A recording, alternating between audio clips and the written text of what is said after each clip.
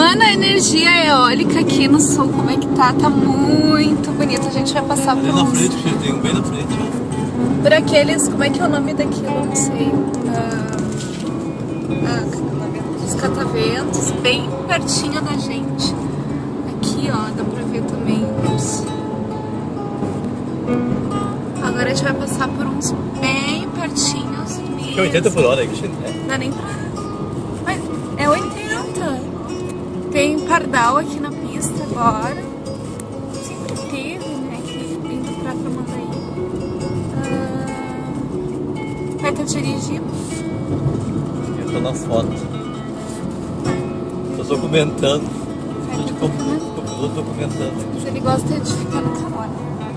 Ai, Não é que ele eu fica tô bem na passando... Ah, olha só, bem na frente, ó. E eu espirro. Ai, meu Deus. Bem legal. Tô vendo aqui uma rádio com música Galdério.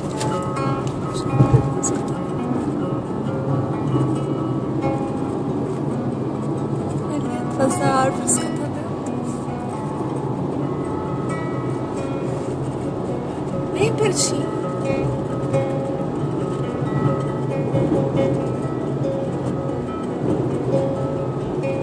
São enormes. Aumentou muito. Ah, mas como tem mesmo, hein?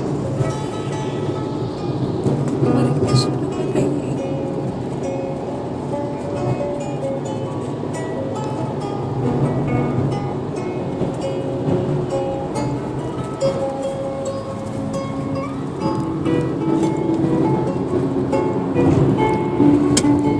E é isso. É isso, eu não consigo mais mostrar direito. E a música Galdério aqui, o som da...